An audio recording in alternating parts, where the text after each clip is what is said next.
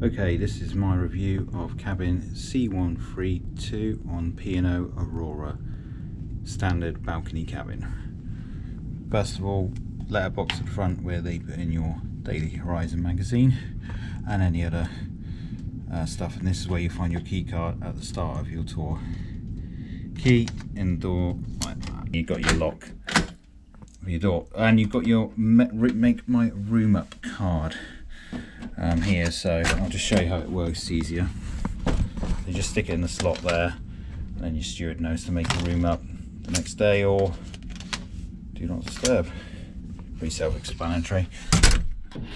Okay, switch. You come in the room for the main lights. You'll turn them off and back on again.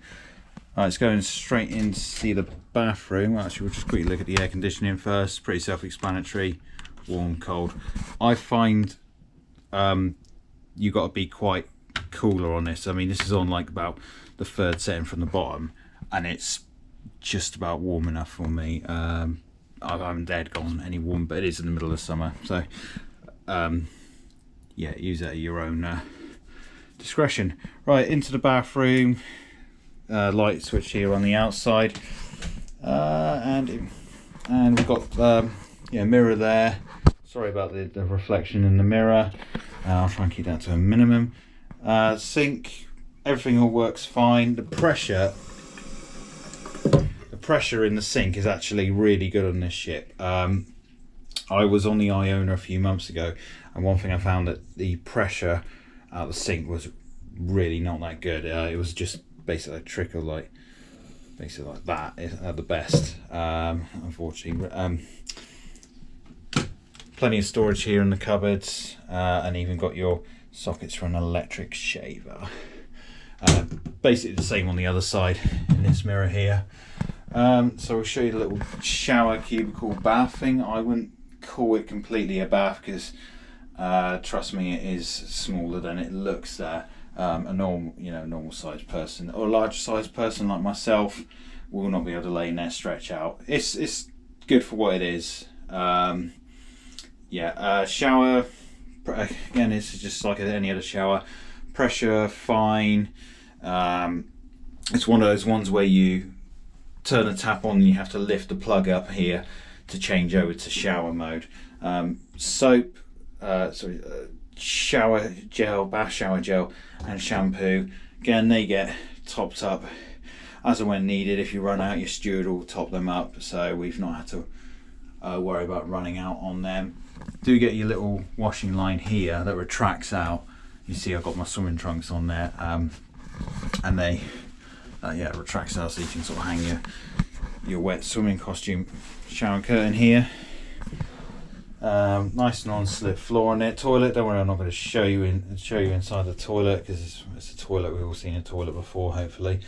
Towels, you always get 2 of each. That's actually a floor towel. It's meant to be usually draped over the bath there like that. Must have taken out when I went for a shower earlier. Your steward as well will change your towels as and when needed. I don't normally like having them changed every day. I don't see the point. So usually they might fold them up and put them back in every day. Some hooks on the back there for hanging. You see my wife's swimming costume on there. Right, okay, back out into the main room. Let me show you these drawers. So first of all, you've got your safe in there.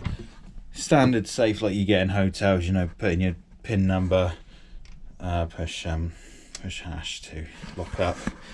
Now you see there's like milks and teas and all that. I do this, and probably a lot of other people do this. It's quite sneaky with your teas and coffees that are provided in the room. You've got glasses, tea, kettle. So you got your teas and coffees there. What I do is every morning is I just take them out, just pop them in there, and they always get topped up. But again, if you run out, your steward will more than happily top it up. And then if you've got any requirements, say if you only drink decaf or decaf tea, coffee, whatever, by all means they will try and accommodate as well as they can for it. One of the first things the steward asked when he introduced himself, any requirements, do you only have tea, decaf, coffee, etc., etc. Kettle, little kettle fills these 2 cups up, and that's a full kettle from here. I'm not going to open all these drawers, this one out, but yeah, there's plenty of, right, because that one's full of underwear at the top. Plenty of space for your t-shirts and stuff, and there's actually a lot of storage in here, because I'll go to the cupboard next and you'll see what I mean. Look at all that cupboard space, that hanging space in there. I don't know how well that camera picks it up, but there is a lot of hanging space, probably about a good 20 hangers there. More than enough for what we need. Storage at the top here, another storage at the top here with your life vests there. Very important you know where they are. And at the bottom here, just behind here, we got like our backpacks and a few other things, so loads of storage there in there and down in there. So 10 out of 10 for storage in this room, that's for sure. Right, coat up here. Bedside table, again your bedside table.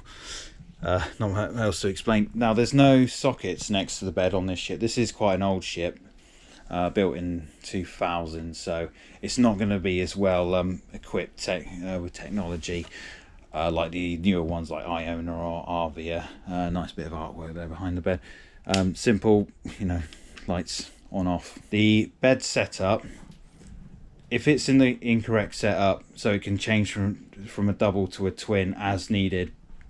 So if you get into your room and your configuration is all wrong, you know, say if you were sharing you with twin beds rather than doubles, let your steward know. They can change that straight away. I've spoken to people before in the past, and then they've come off back at the end of a tour, end of a cruise, and they said, oh, but we only had twin beds, we booked a double. I was like, well, did you not tell your steward that? And you know, they weren't aware, and then they had the wrong configuration on their bed. So it's a simple thing, but you know, make sure you let them know. The beds in here, most importantly, are really comfortable. Not had a struggle with a night's sleep at all, and I am quite a light sleeper normally. Lovely pillows, lovely. I actually just sleep with just one pillow. I don't find them, they're not firm, they're not soft, too soft, you know, they're all about just right. Oh, light switches in the middle there for your main centre lights. I'm not going to flick them because I'll turn all the lights off. I can't see anything there.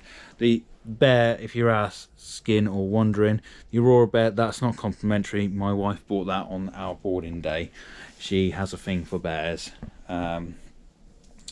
Sadly, when we went on Iona, we couldn't get any Iona beds because they ran out of stock. Dressing table, as you can see, I'm distorting the picture here. I think that's one for, yeah, it's for the vanity light there.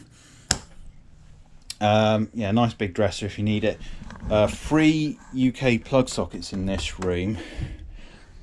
Don't worry about that, that's an old coax lead for TV, so it's obviously how the TV was set up years ago. But that's not important anymore. Yeah, some guests have said in their rooms they've only got 1 socket in their rooms. I think they're more the inside cabins.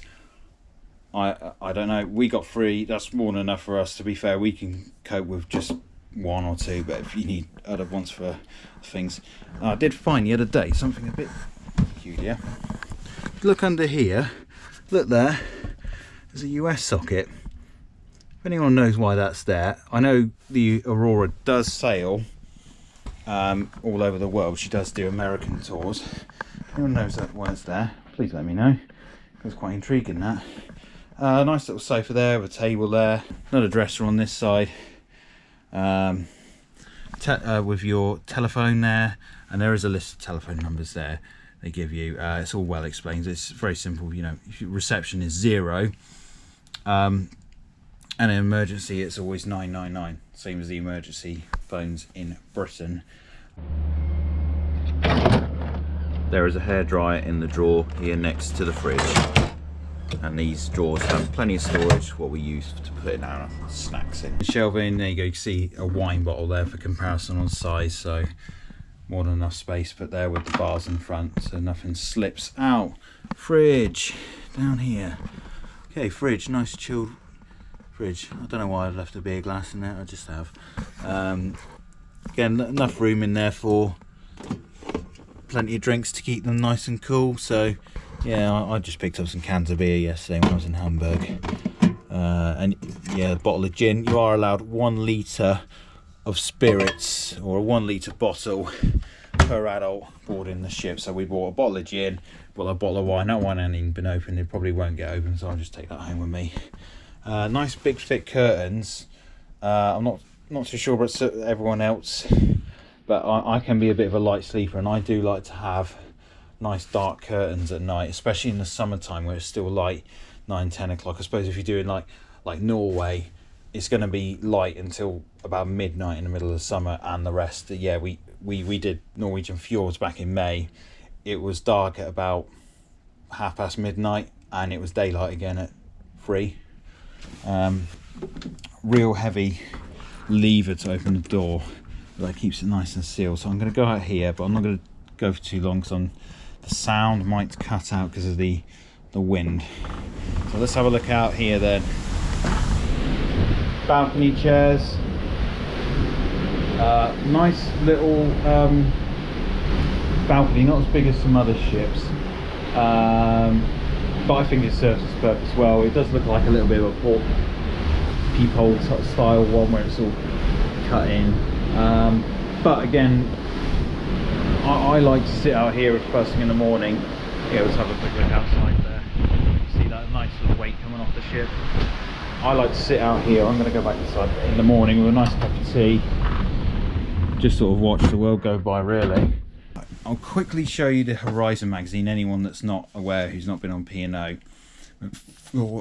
This one was just left outside. They drop these off about 6 o'clock every night ish, 5-6 o'clock, somewhere around there. This is for tomorrow's. They're always like for the next day, so your first day. It's all left in that letterbox I said at the start of the video, outside, and that's where your room key is.